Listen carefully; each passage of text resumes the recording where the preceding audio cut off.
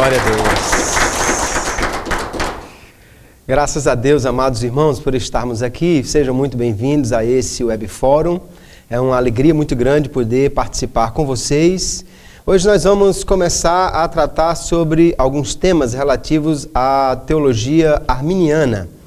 Para aqueles que não estão tão informados sobre o tema, nós chamamos de teologia arminiana aquela que foi proposta inicialmente por um teólogo chamado Jacó Arminio. Arminio é um teólogo da Igreja Reformada holandesa que viveu no final do século XVI, início do século XVII, e que foi o primeiro a formular essas questões, formando um grupo de proposições que nós chamamos então de arminianismo. O primeiro tema que nós vamos tratar desse conjunto de doutrinas, vamos falar sobre a queda do homem e suas consequências. Nós vamos ver que o arminianismo ele é profundamente bíblico. Ele vai traçar toda a linha de atuação de Deus desde a queda do homem. Num primeiro momento nós vamos ver que essa é uma das doutrinas que mais se aproxima do calvinismo, que é aquela doutrina proposta por Calvino, João Calvino, teólogo que viveu aí uns 50 anos antes de Armínio, e que foi também o primeiro a formular as ideias que nós chamamos de calvinismo. Nós podemos ver uma aproximação muito grande nesse primeiro ponto, embora haja algumas divergências que nós vamos pontuar em tempo. Vamos falar então sobre esse evento real, dramático, que foi a queda do homem. Como isso aconteceu?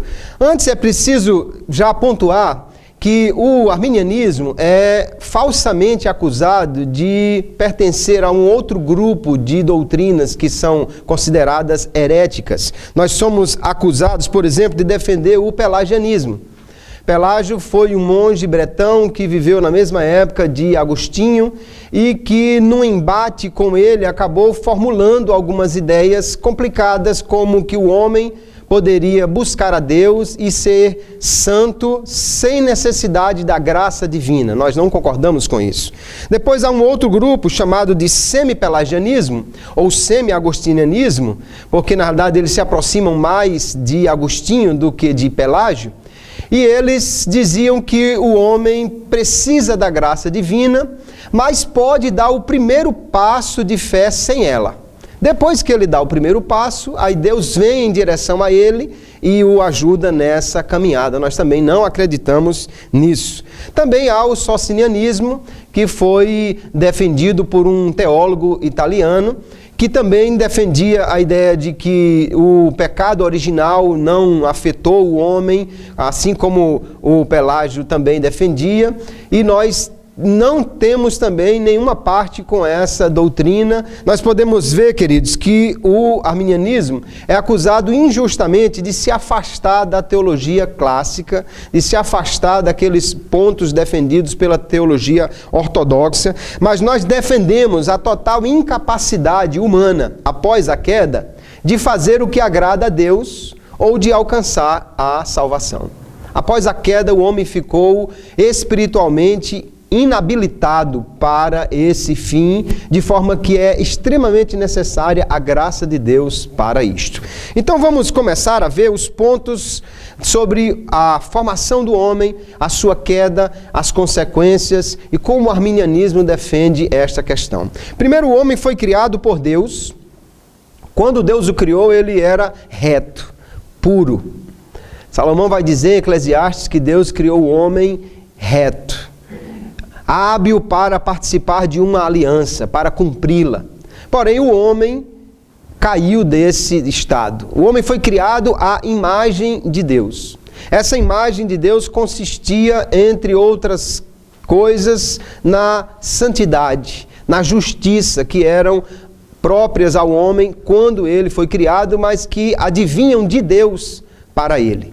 O homem, então, era um ser puro, reto, não apenas inocente, mas santo, com uma capacidade de agradar a Deus, de fazer aquilo que agradasse ao Senhor em todas as coisas. Esse homem, porém, ele era finito, Então a sua vontade era limitada, ele não tinha uma vontade totalmente plena, né, forte, capaz de resistir a tudo.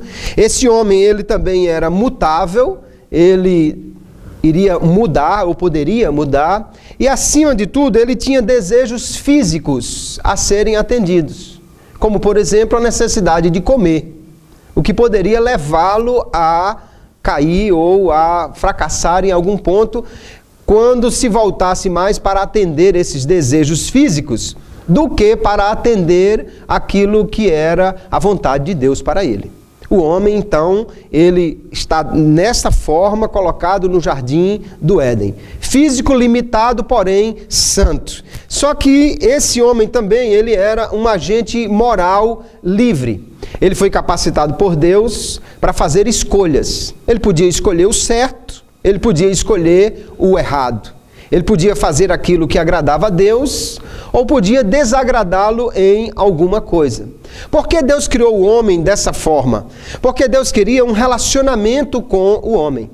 Um relacionamento verdadeiro precisa dessa liberdade.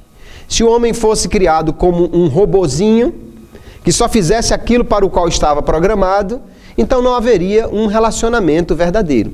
Adão podia fazer aquilo que agradava a Deus, podia fazer aquilo também que desagradava.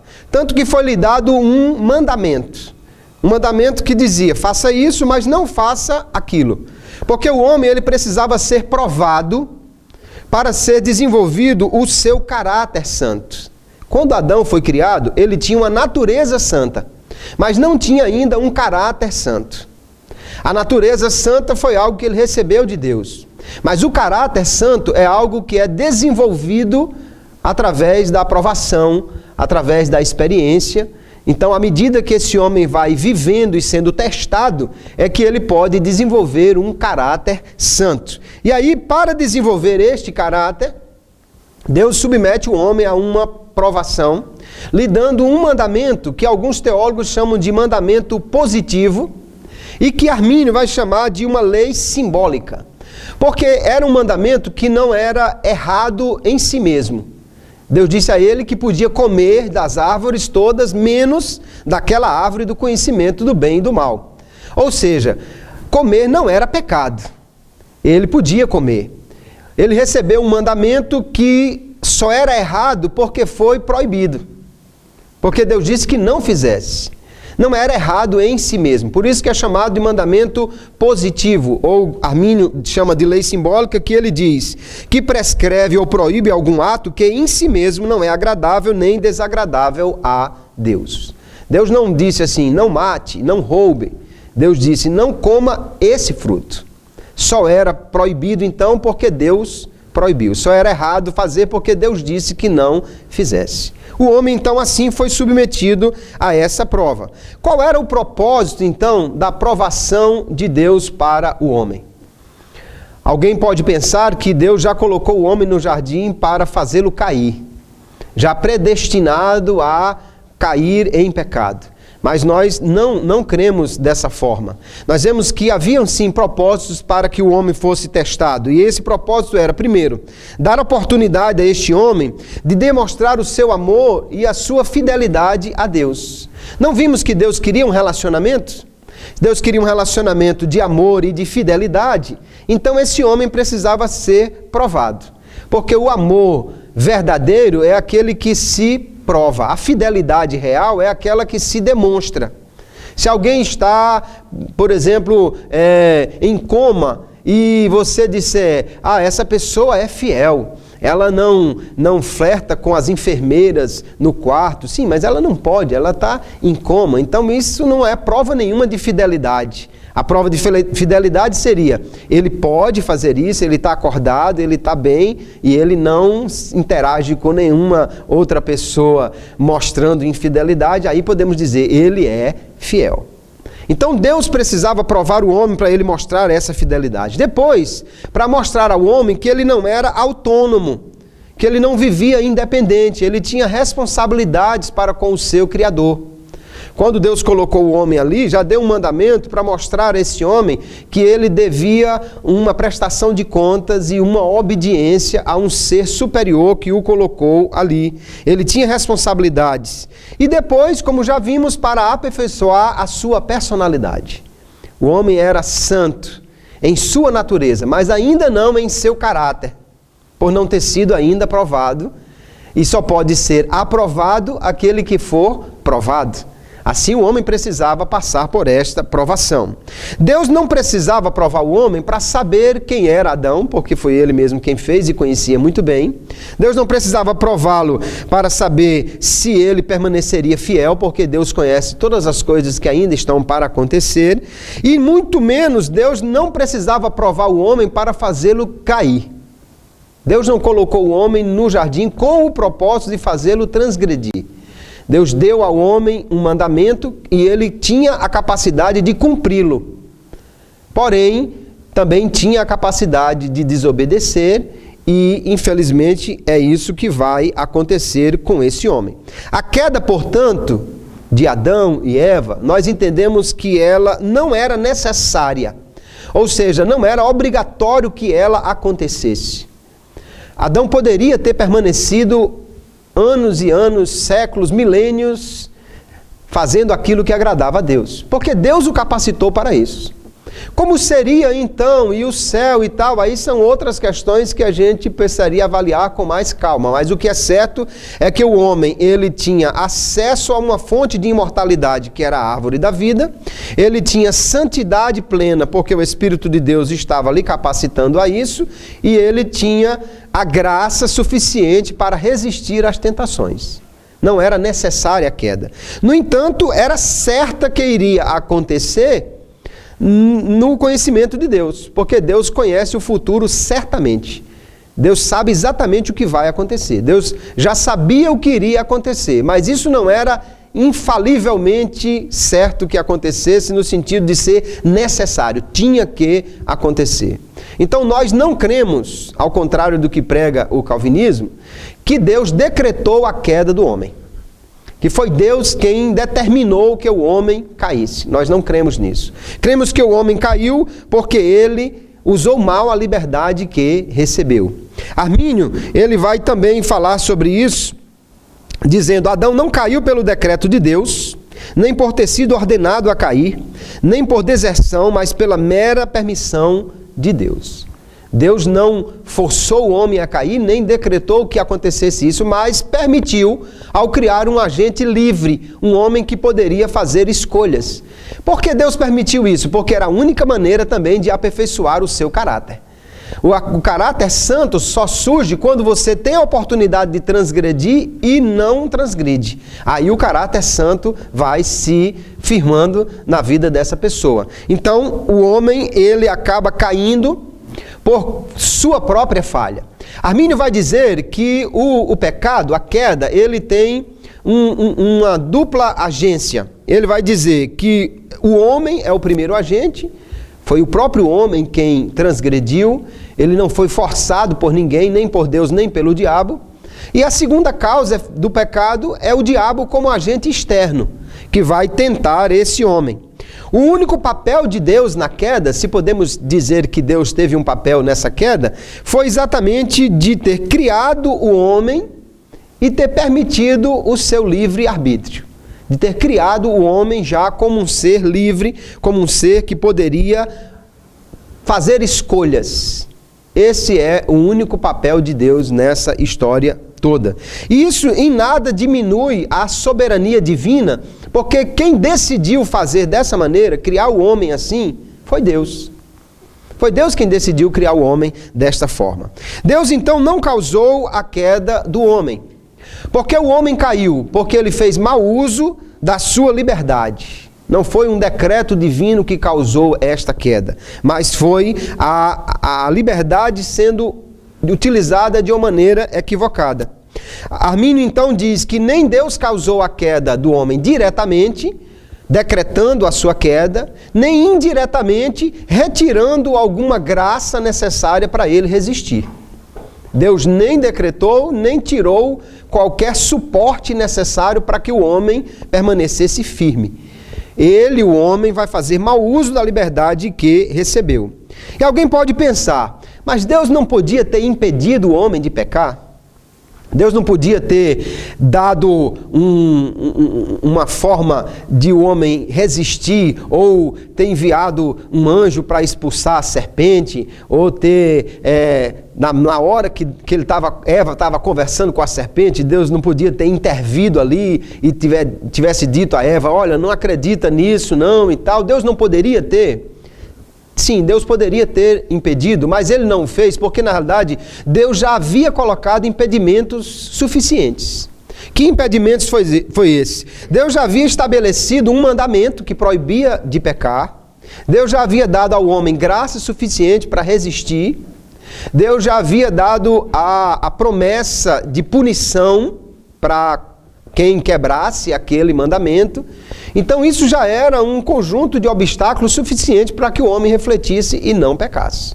Deus não pode ser acusado de ter deixado Adão sem nenhum tipo de proteção, porque ele era capaz de resistir por sua natureza e tinha impedimentos suficientes para isso. O homem então vai pecar tão somente porque ele era um agente livre e fez mau uso da liberdade que recebeu.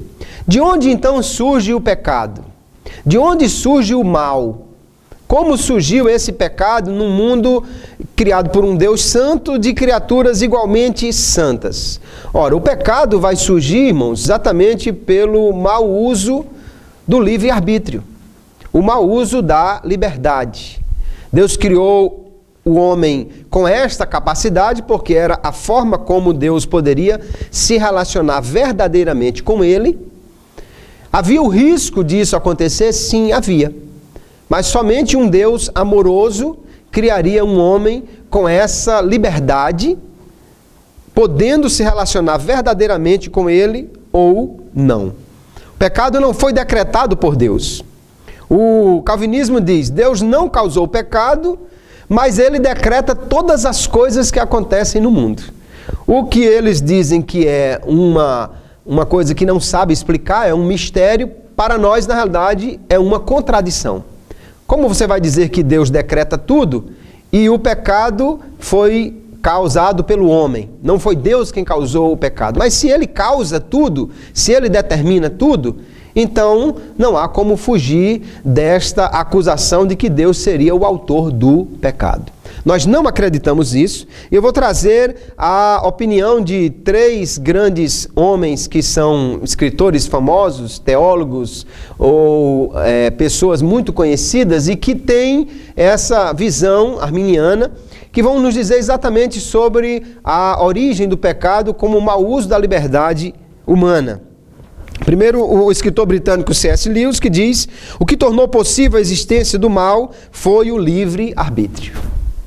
Ele diz, Deus poderia ter criado o homem sem essa capacidade, mas é exatamente o livre-arbítrio que possibilita o relacionamento verdadeiro, a alegria de alguém realmente escolher voltar-se para Deus. No entanto, o homem fez mau uso disto.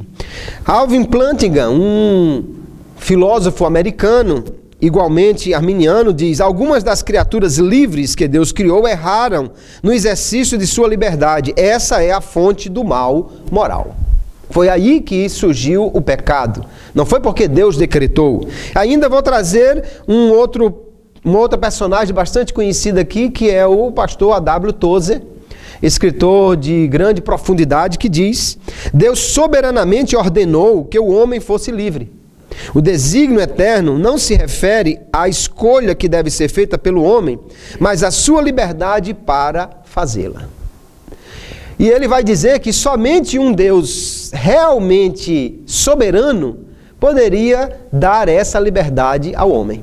Nós temos então 3 opiniões aqui muito fortes sobre esta origem do mal. 3 escritores profícuos, famosos e que em seu tempo são considerados uma das mentes mais brilhantes, que vão nos dar esta opinião. O mal não surgiu no mundo humano por decreto divino, mas por permissão.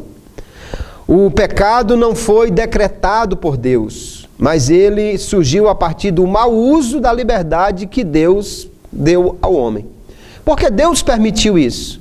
Somente um ser tão poderoso quanto o nosso Deus é capaz de extrair o bem do mal, de permitir o mal e ainda assim utilizar essas situações adversas para cumprir o seu propósito. Alguém pensa que se Deus tivesse deixado qualquer tipo de liberdade ao homem, perderia a sua soberania. Nós dizemos que não, pelo contrário, isso exalta a soberania de Deus. Porque é muito fácil você ser soberano sobre um bloco de pedras, um conjunto de tijolos. Você pode ser soberano com facilidade sobre eles. Eles não vão a lugar nenhum. É difícil ser soberano sobre um rebanho de cabras.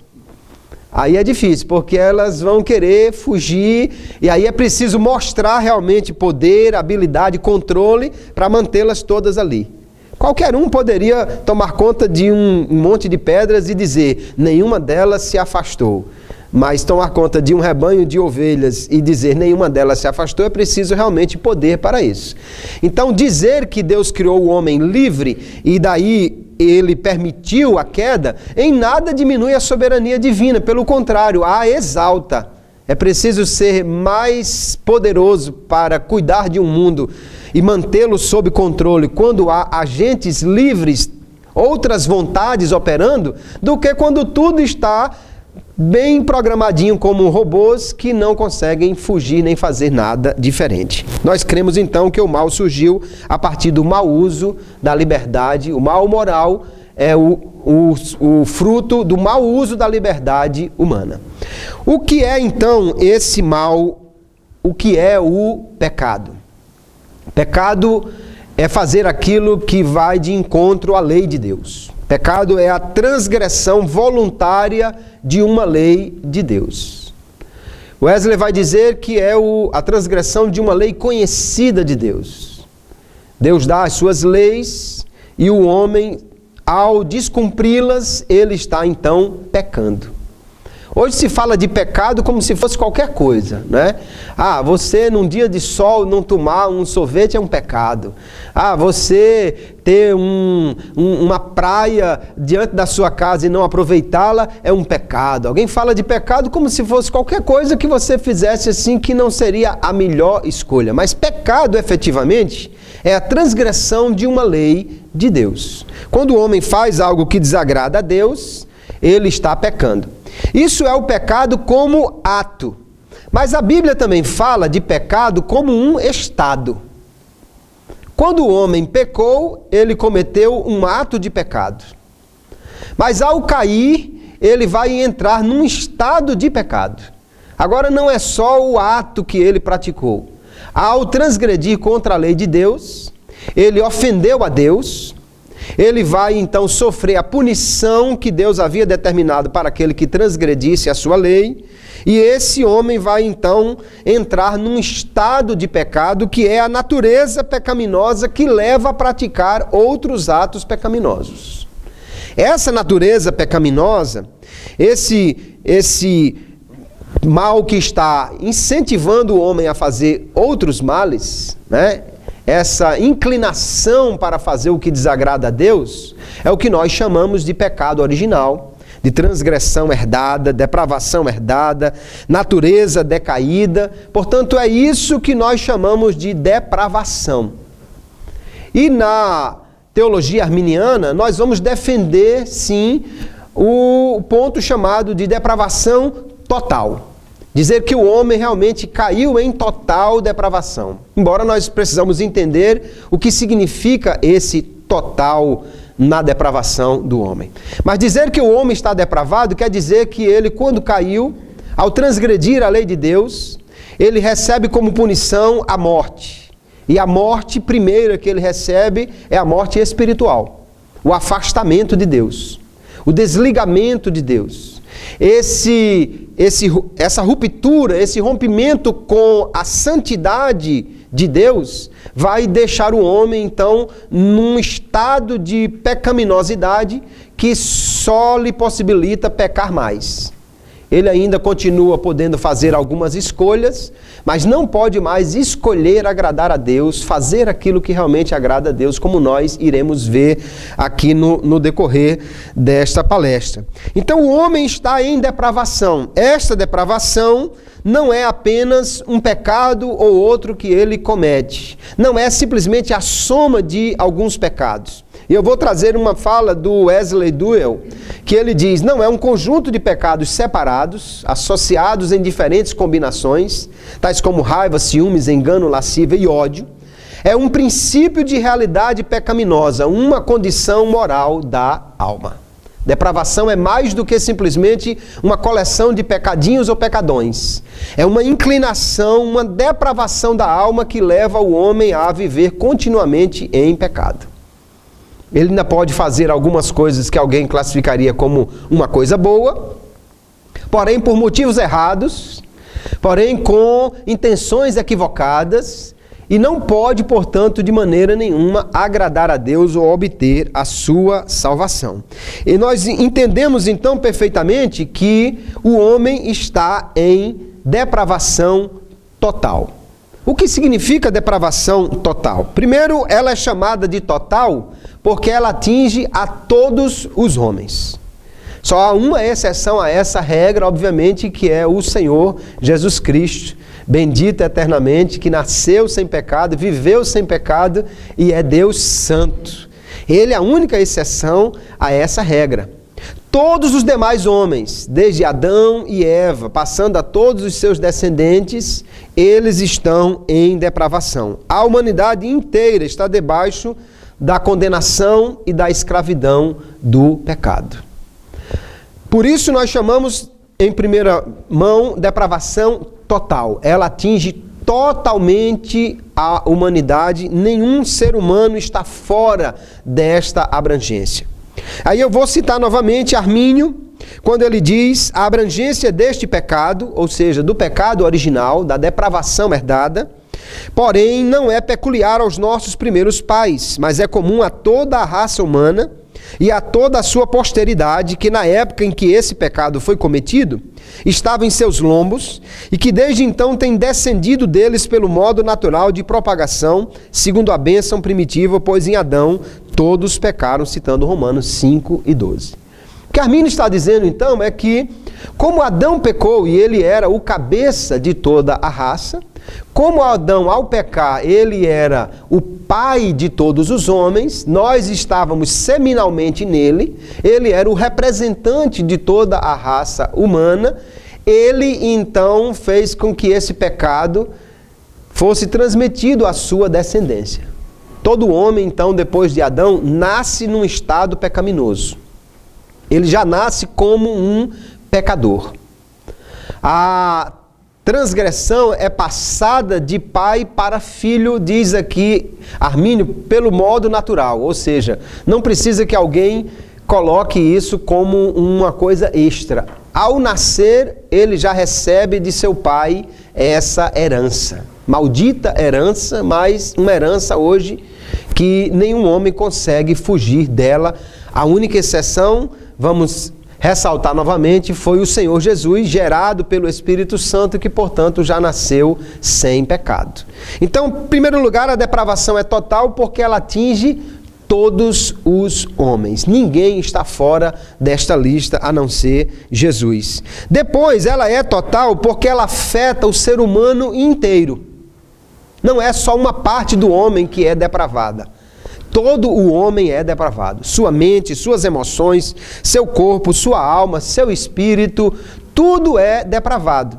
Depravado está maculado pelo pecado. A mente humana está contaminada pelo pecado, então ela pensa em termos pecaminosos. O corpo humano está maculado pelo pecado. Ele não somente vai sofrer diretamente por seus próprios pecados, Alguém que fuma muito, por exemplo, vai acabar tendo problemas, né? Alguém que usa drogas, alguém que pratica sexo irrefreadamente, vai acabar no seu corpo sofrendo diretamente as consequências do seu pecado. Mas nós sofremos também indiretamente pelo pecado que existe no mundo.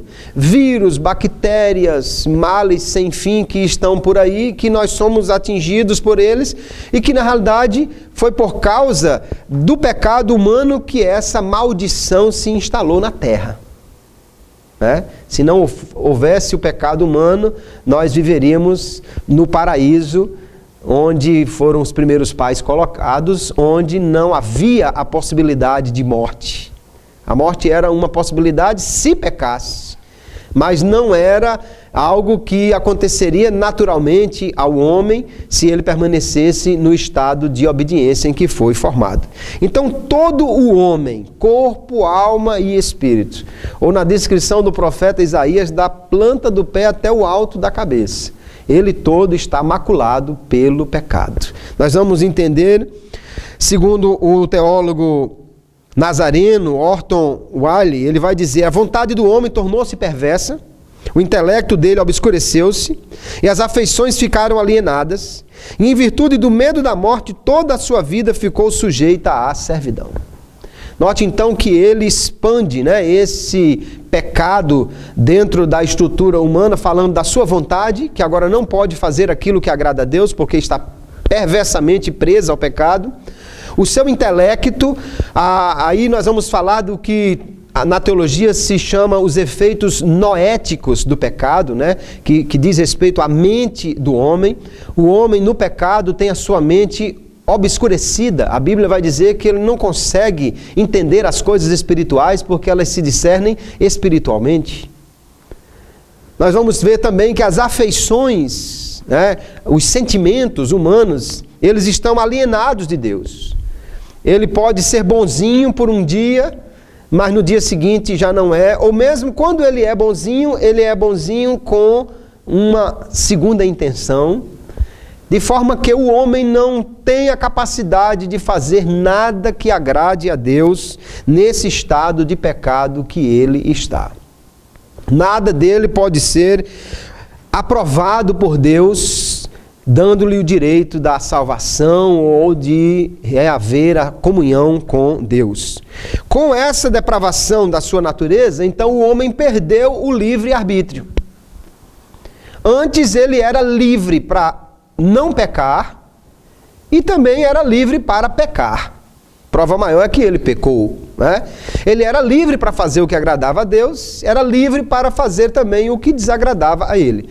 Ou seja, ele tinha liberdade plena de escolhas no âmbito espiritual, inclusive. Depois que o homem caiu em depravação, ele agora não tem mais essa liberdade de fazer o que agrada a Deus. Sua vontade está escravizada ao pecado, então ele só tem liberdade para pecar. Ele não tem mais a liberdade para não pecar. Isso não quer dizer, irmãos, que ele seja engessado, amarrado. Na realidade, o homem é livre para escolher o pecado que vai cometer. Mas ele não é livre para escolher não viver em pecado. Ele é livre para pecar a hora que quiser. Mas não é livre para desistir de pecar e viver agora. Não, agora eu vou viver de forma a agradar a Deus. Ele não consegue isso. Não consegue porque a sua natureza está inclinada ao pecado e ele não tem mais em si mesmo a graça necessária para resistir às tentações e fazer aquilo que agrada a Deus. Ele perdeu essa graça quando perdeu a comunhão com o Espírito Santo ao cometer o primeiro pecado. Daí então todos os homens nascem escravizados. O homem não tem, portanto, livre arbítrio no estado de queda. Ele não tem esse livre-arbítrio. Alguém diz assim, mas aí o homem não tem ainda escolhas para fazer?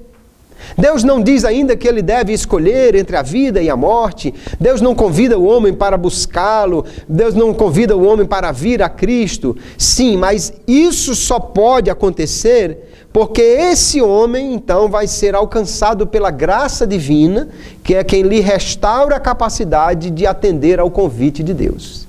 mas isso são cenas dos próximos capítulos. Nós vamos estudar essa história da graça ainda numa outra palestra, né?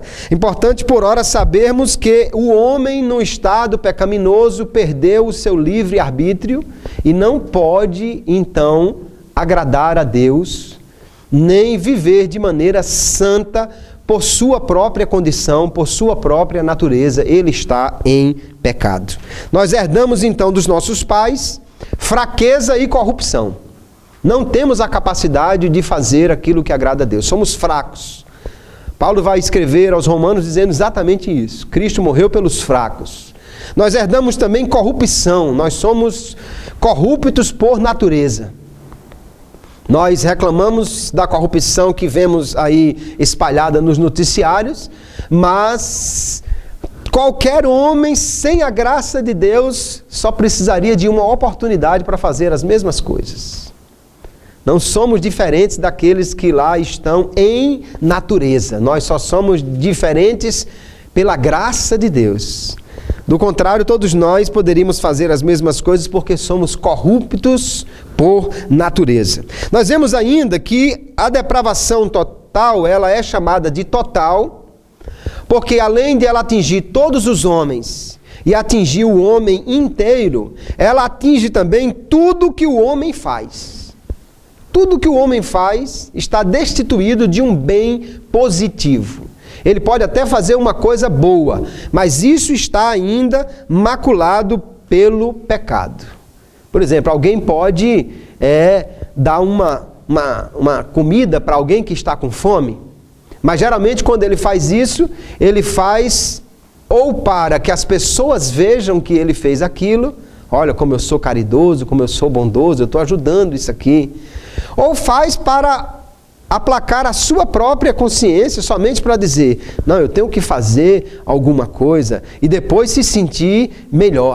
Eu não sou tão ruim assim, eu sou um cara legal, eu atendi a necessidade do mendigo, eu ajudei a velhinha a atravessar a rua, eu doei um dinheiro para obras de caridade, mas isso não constitui, em primeiro lugar, um mérito para a sua salvação, de forma alguma, e depois, mesmo esse ato bondoso, né, ele está maculado pelo pecado, cheio de segundas intenções, cheio de coisas erradas, imbuídas nesse meio dessa pretensa bondade. Jesus falou muito sobre isso em relação aos fariseus da sua época, né? Eles jejuavam, eles davam esmolas, eles oravam, eram mais crentes do que muitos crentes hoje. Mas tudo aquilo eles faziam tão somente para agradar os homens e não a Deus.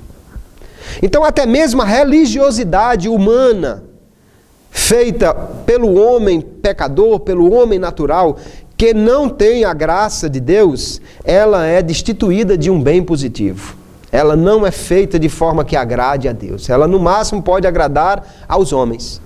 Aí nós vemos, então, que o ser humano, sem a graça divina, ele está totalmente incapaz em assuntos espirituais. Ele nasce incapaz. Ele já herdou essa incapacidade dos nossos primeiros pais. Nenhum homem por si mesmo pode buscar a Deus. E aí, então, é um erro. Seria um pensamento consistente com o pelagianismo ou semi-pelagianismo, dizer, dê o primeiro passo para Deus, que Ele dá o segundo para você, porque o homem não pode dar o primeiro passo. Se o homem der um passo para Deus, não será o primeiro, já será no mínimo o segundo. Deus já deu o primeiro passo em direção a Ele. Ele não pode simplesmente buscar a Deus por sua iniciativa. A iniciativa de reatar esse relacionamento sempre será de Deus. Por quê? Porque o homem está incapacitado espiritualmente por causa da queda. Então nunca podemos dizer assim, só depende de você. Dê um passo para Deus que Ele dá outro para você. Não, nunca podemos dizer isso, porque o homem não pode dar esse primeiro passo. Se ele está ouvindo esse convite e pode dar um passo para Deus, é porque a graça de Deus já falou ao seu coração, o Espírito Santo já agiu no seu intelecto e o habilitou então a poder responder favoravelmente ao convite de Deus.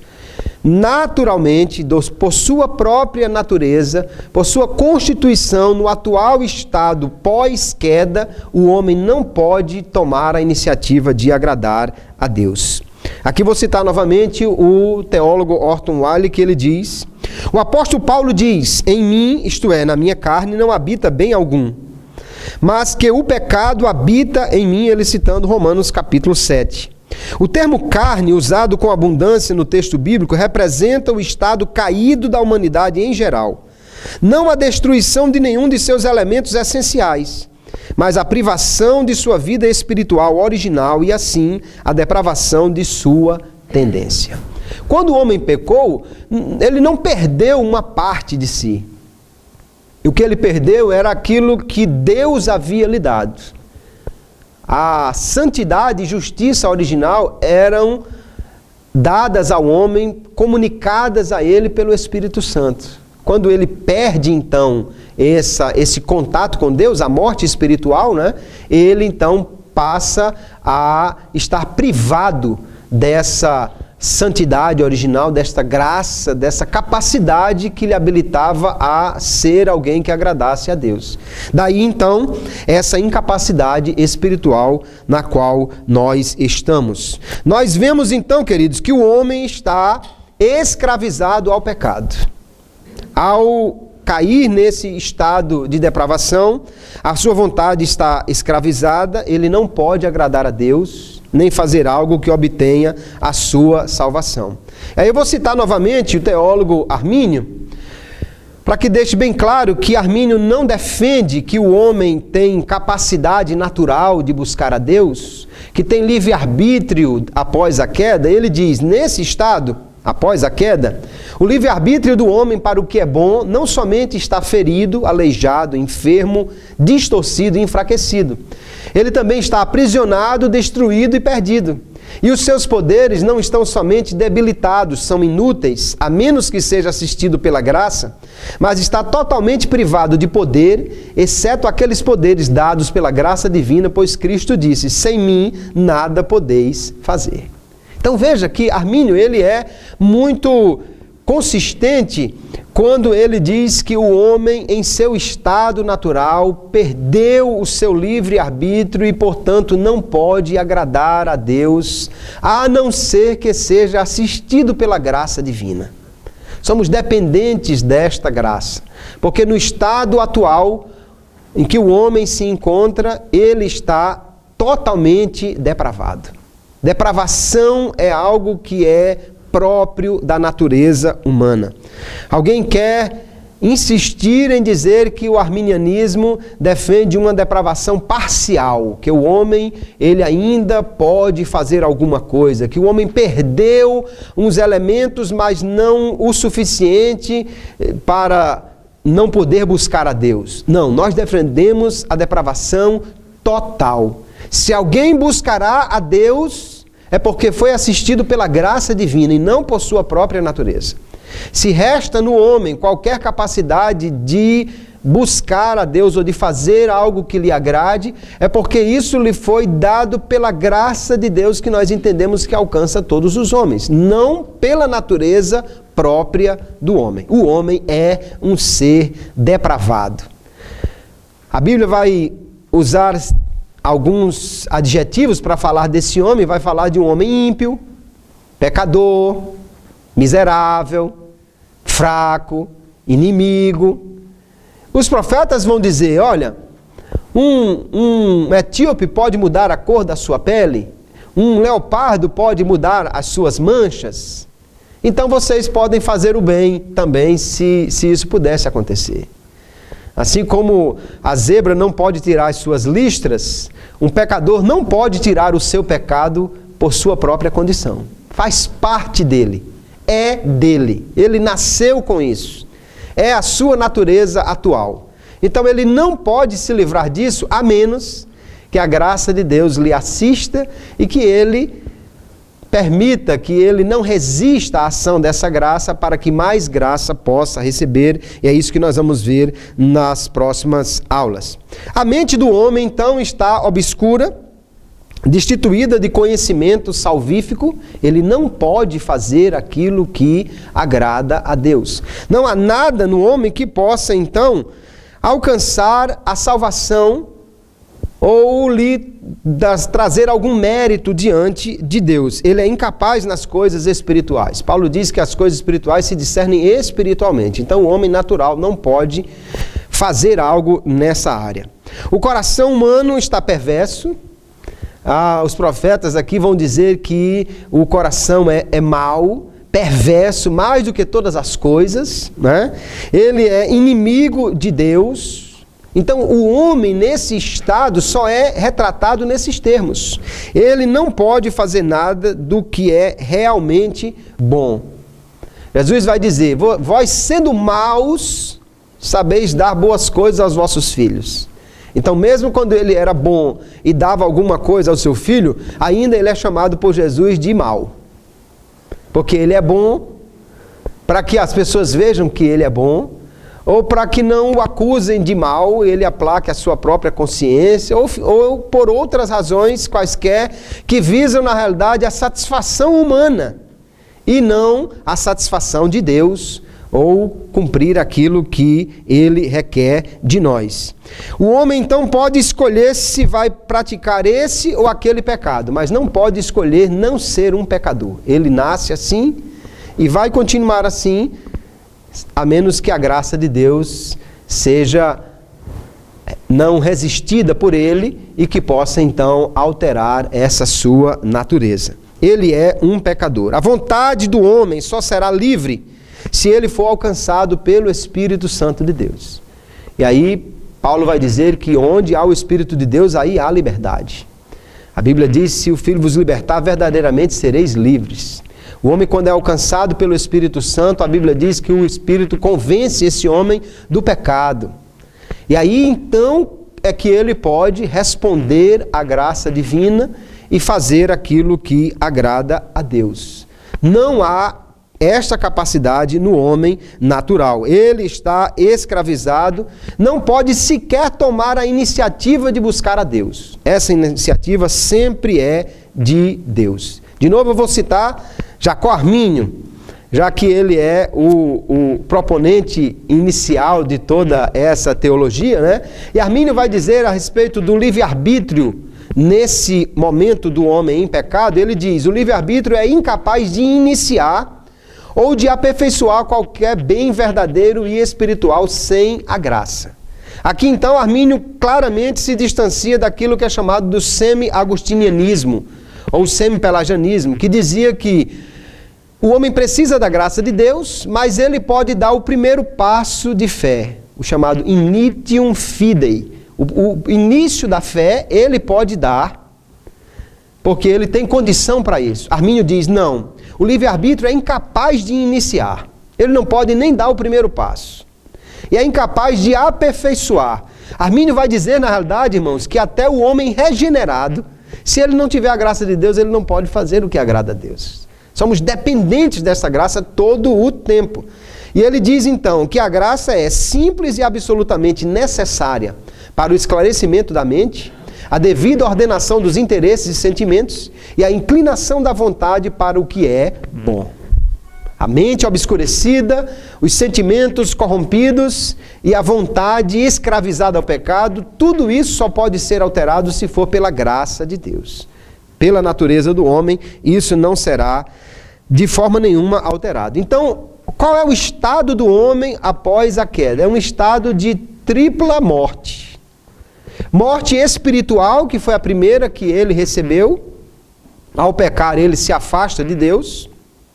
Depois a morte física, que começou a acontecer no dia que ele comeu do fruto. Não podemos dizer ou não sabemos dizer se apenas porque ele afastou-se da árvore da vida ou por alguma alteração realmente em seu organismo. O fato é que ele afastou-se da fonte da vida e, portanto, a morte natural passou a ser uma realidade também para ele.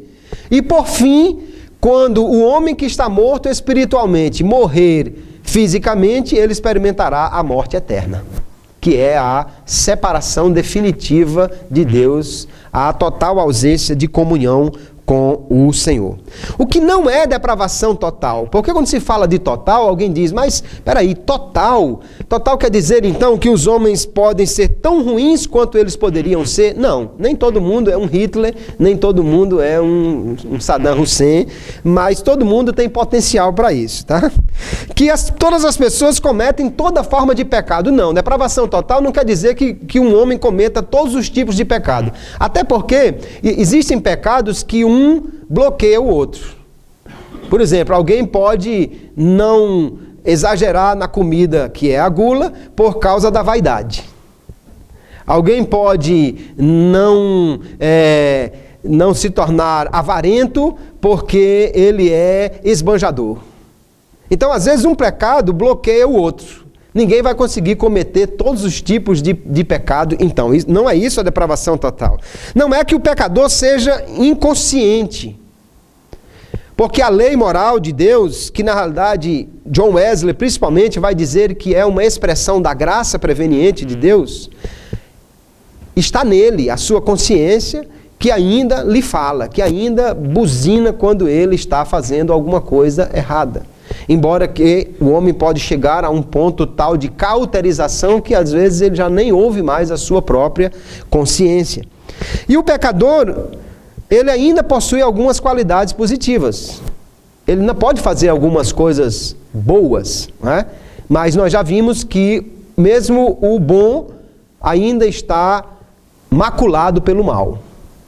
O estado de pecado que o homem vive, irmãos, é como se ele tivesse, por exemplo, com uma tuberculose. Tudo que ele faz, ele pode até fazer alguma coisa boa, mas só em respirar, o vírus da tuberculose está em tudo que ele está fazendo. Assim é a situação do homem depravado. Não quer dizer também a depravação total que o homem não possa ser tocado pelo Espírito Santo de Deus, que procura levá-lo à obediência. E essa é a única esperança que o homem depravado tem. É que o Espírito Santo lhe fale e ele possa então atender a sua voz. Quando o homem caiu, ele não perdeu totalmente a imagem de Deus. Armínio vai dizer que há uma imagem natural e há uma imagem que é sobrenatural, é uma imagem moral dada por Deus. John Wesley vai estender ainda para falar de uma imagem social, que habilita o homem a ser esse gerente do planeta. Então o que eles vão dizer? O homem perdeu na queda, aquilo que é a imagem moral. Ou foi seriamente afetada essa imagem moral. Mas ele não perdeu a sua imagem natural, porque senão ele deixaria de ser o homem. O homem não recebeu a imagem de Deus como algo extra. Ele foi feito à imagem de Deus. A imagem de Deus é o que o homem é. É como você pegar um carro. Se ele capotou e amassou-se todinho, mas você olha para ele, ainda diz que carro é. Ainda diz, até se for um especialista, que ano é aquele carro. Embora ele esteja todo amassado, mas ele não deixou de ser aquele carro que ele é. Assim também é o homem, ele não perdeu completamente a imagem de Deus. Os aspectos natural e social foram afetados pela queda, mas não destruídos. Agora, o aspecto moral foi o que mais sofreu quando o homem pecou. Ele, portanto, agora não pode simplesmente restaurar essa imagem de Deus nele, a não ser quando a graça divina opera nele. E aí, de novo, Armínio vai dizer, ao transgredir o mandamento, o homem perdeu a justiça e a santidade primitivas, que eram efeitos do Espírito Santo habitando no homem. Ele vai perder, então, grande parte dessa imagem de Deus. E aí, de novo, ele diz, em virtude dessa transgressão, o homem caiu debaixo do desprazer e da ira de Deus, passou a estar sujeito a uma morte dupla, merecendo ser desprovido da justiça original, na qual uma grande parte da imagem de Deus consistia. Ele entende que a imagem de Deus realmente era, a imagem moral principalmente, era dada por Deus a este homem. Então a humanidade não pode restaurar essa imagem, não pode colocar no eixo aquilo que saiu, a não ser que a graça de Deus atinja o homem, não há restauração pela própria vontade do homem. Os seguidores de Armínios, que são chamados os remonstrantes, eles também afirmaram aquilo que Armínio já havia dito, que o homem está em depravação total. Eles dizem então que o homem, nesse estado, não pode por si mesmo fazer qualquer coisa que seja boa. Após a morte de Armínio, foi convocado um sínodo na cidade de Dort, onde ali o arminianismo foi condenado. Mas um sínodo, infelizmente, que estava sendo regido por motivos políticos, que foi totalmente imparcial. Só que alguém pensa assim, lá no sínodo de Dort, onde foram estabelecidos os 5 pontos do calvinismo, a depravação total foi estabelecida e os remonstrantes, os seguidores de Armínio, eles pregavam que o homem ainda tinha capacidade. No entanto, o historiador Justo Gonçalves vai dizer exatamente o contrário. Ele diz que o sínodo de Dort diz que ainda permaneceu uma luzinha no homem, enquanto que os remonstrantes afirmaram, ou seja, os seguidores da doutrina de Armínio afirmaram a total depravação humana. Nós vemos então Armínio afirmando isso, o Wesley afirmando isso também. Ele diz: em que ponto admitimos o calvinismo? Em que ponto nós nos aproximamos dele? E o Wesley vai dizer, primeiro, enquanto atribuímos todo o bem à livre graça de Deus. Depois, na medida em que negamos qualquer liberdade natural da vontade, bem como toda a capacidade para o bem anterior à graça. E enquanto excluímos qualquer merecimento do homem, mesmo através daquilo que ele tem ou faz pela graça de Deus. Wesley, então, vai continuar afirmando a total depravação, a total dependência da graça, e que sem ela ou antes dela o homem não pode agradar a Deus. Alguns teólogos vão afirmar isto que Armínio e Wesley afirmam, que tanto Armínio quanto Wesley, eles afirmavam a depravação total e a incapacidade do homem de fazer o que agrada a Deus. Até mesmo alguns teólogos calvinistas, como Charles Rhodes, vai dizer que o wesleyanismo admite a depravação moral completa. Nós podemos, portanto, afirmar isso com total segurança e jamais deixar que alguém diga que nós não defendemos a depravação total ou não afirmamos que o homem esteja nesse estado após a queda. Então, apesar de ter sido criado por Deus num estado de santidade, Deus em nada é culpado pela queda do homem. Ele o fez de maneira tal que poderia ter permanecido em comunhão consigo mesmo. O homem caiu por mau uso de sua liberdade. O homem caiu porque fez o que desagrada a Deus. Os efeitos desta queda são tão devastadores no homem e em todos os seus descendentes, que a habilidade de responder a Deus e alcançar o caminho para a salvação não são mais possíveis, a não ser que o homem seja alcançado pela graça divina. Não é por sua iniciativa que ele pode fazer isso. A graça preveniente, porém, segundo diz Paulo escrevendo a Tito no capítulo 2, verso 11, ela se mostra salvadora a todos os homens. E aí eu concluo citando uma frase de John Wesley, quando ele diz: nenhum ser humano peca porque não tem graça, mas porque não usa a graça que tem. Se o homem permanece no pecado, não é por culpa de Deus, é porque ele resiste à graça divina e insiste em permanecer, então, num estado pecaminoso. Assim é o que nós acreditamos como arminianos. Essa é a nossa teologia, é a nossa doutrina. A Igreja Assembleia de Deus nasceu como fruto do movimento de santidade que traz toda a herança da doutrina de John Wesley, e aí surgiram então os avivamentos. O avivamento da Rua Azusa começou num seminário wesleyano, onde lá foi pregada a doutrina pentecostal e, obviamente, a doutrina arminiana, que faz parte, é característica desta herança, dessa tradição. Daí, então, surgiram os movimentos de avivamento e, como fruto desse avivamento, a Igreja Evangélica Assembleia de Deus. Nós nascemos, então, com a doutrina pentecostal e arminiana intrinsecamente formadas. Não é algo que nós recebemos depois, é algo que nós já trouxemos de berço. Portanto, defendemos, como Armínio e Wesley, que o homem está completamente depravado em seu estado após a queda e que não pode agradar a Deus a menos que a graça divina lhe alcance. Mas também defendemos que esta graça alcança todos os homens e, portanto, todos podem voltar-se para Deus, desde que não resistam à ação do Espírito Santo, que é esta graça preveniente que alcança todos os seres humanos aqui nesta terra.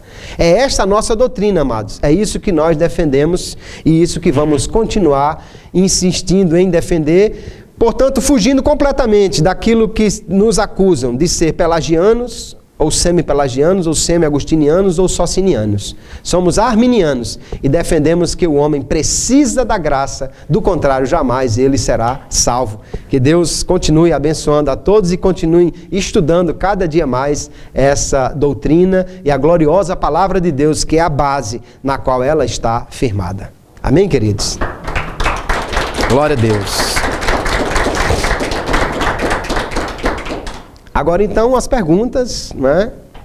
Se alguém tem alguma pergunta fácil, ou a gente pode ouvir. As difíceis, os irmãos podem deixar para perguntar quando chegar lá no céu, ou aos universitários, quando eles aparecerem por aí. O meu nome é Virgílio e, conforme foi explicado aí... Virgílio de onde, irmão Virgílio? Eu sou da cidade de Cosmópolis. Muito bem. Conforme foi explicado, Deus provou o homem para aperfeiçoar o seu caráter. Sim. Mas o palestrante mesmo disse que Deus, ele tinha o conhecimento de todas essas coisas. Deus sabia de tudo o que ia acontecer. Mesmo assim, por que houve a necessidade dessa prova? A necessidade da prova se dá exatamente porque o homem não tem como aperfeiçoar o seu caráter, a menos que seja provado. Assim como o senhor pensar, como alguém pode se tornar forte e musculoso? É impossível alguém simplesmente pensar, amanhã eu vou acordar forte e musculoso. E se ele insistir nesse pensamento positivo durante alguns dias, um dia ele vai acordar forte e musculoso. Nunca. Ele tem que passar pela prova, né? Ele tem que exercitar esses seus músculos. Da mesma maneira, o caráter do homem só se forja a partir do exercício da sua vontade. À medida que ele vai escolhendo fazer o bem e não o mal, então o caráter santo vai sendo forjado nele. E aí a gente pensa, mas aí Deus não sabia que o homem iria cair? Deus sabia que o homem iria cair, mas também sabia que Jesus Cristo viria à terra, morreria por nós, e era exatamente essa restauração que poderia acontecer no homem. E daí surgirem pessoas como o apóstolo Paulo, surgirem pessoas como os 12 apóstolos, homens que deram a sua vida, que sofreram provações e privações, mas que sustentaram a sua fé, o que Adão deveria ter feito desde o início e não fez. Agora, nestes homens, o caráter santo foi aperfeiçoado, porque não há como aperfeiçoá-lo sem aprovação. Outra pergunta lá.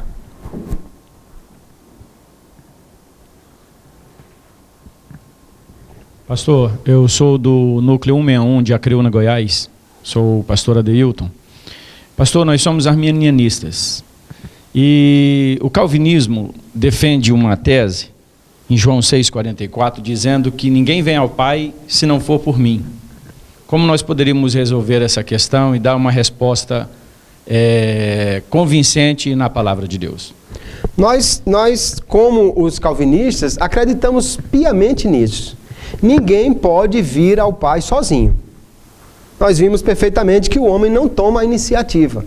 O homem só pode vir a Cristo se a graça de Deus lhe alcançar.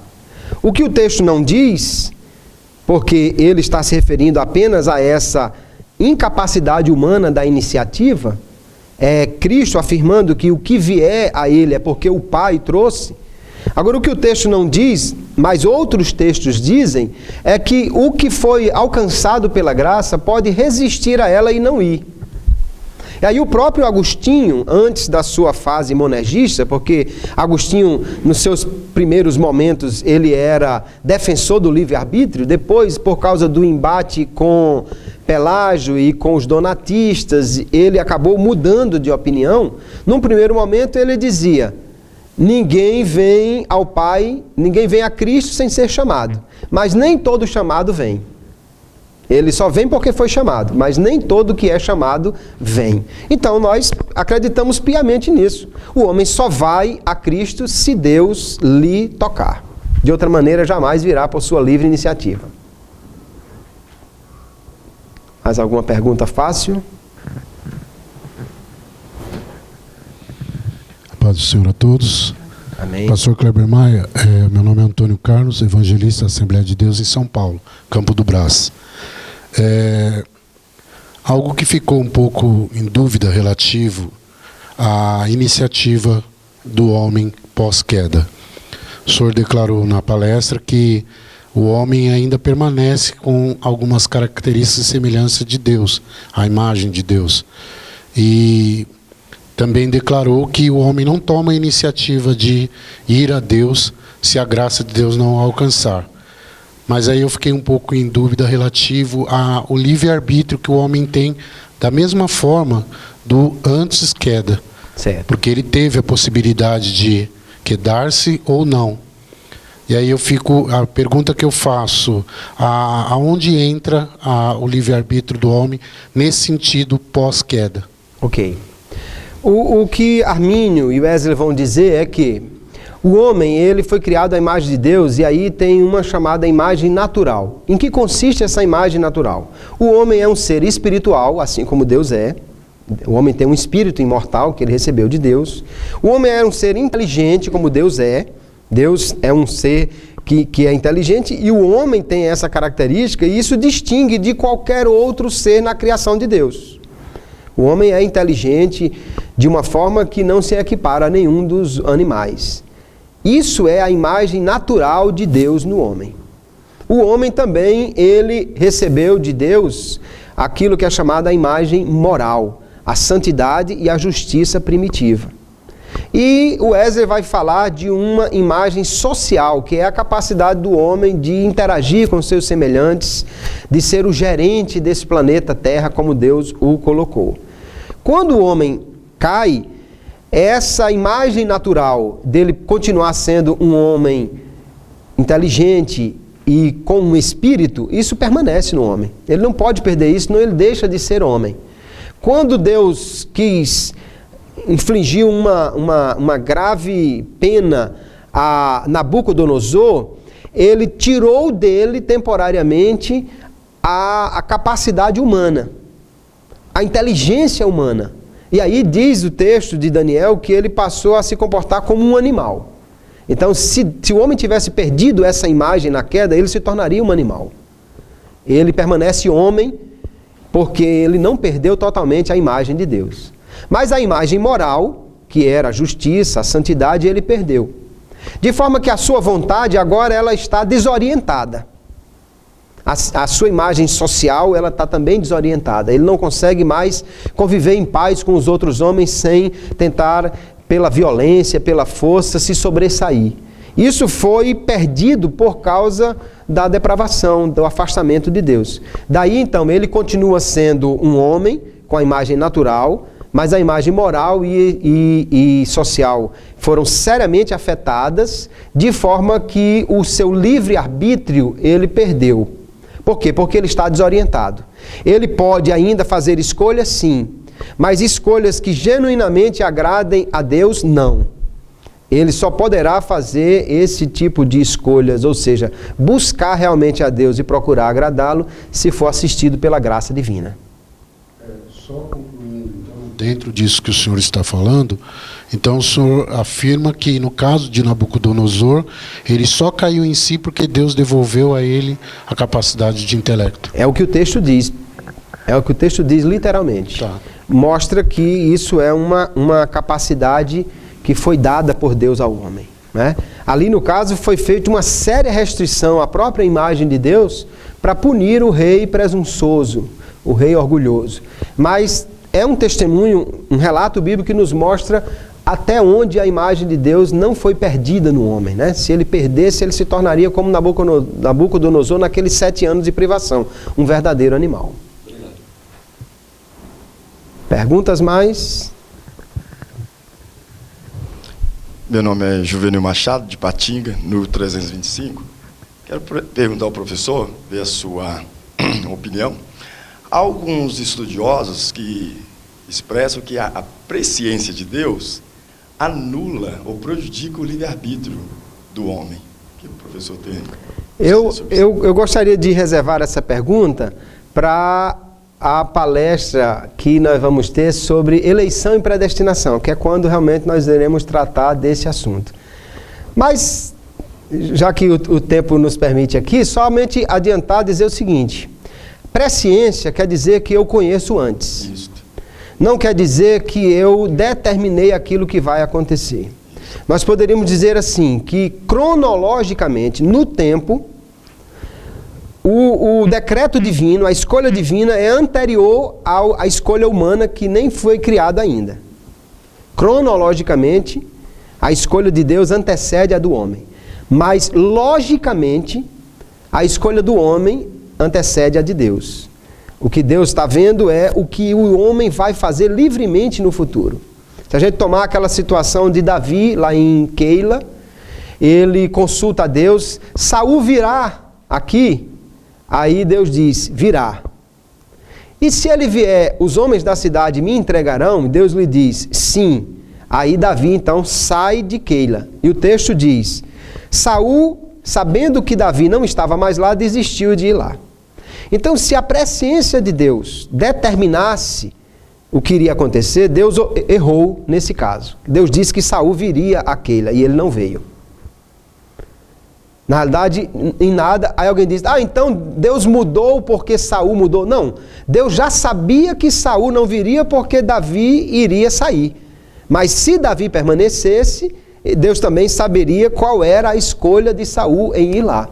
Isso mostra que a presciência divina é exatamente isso, um conhecimento prévio de uma escolha livre humana no futuro. Não vai interferir, portanto, no livre-arbítrio.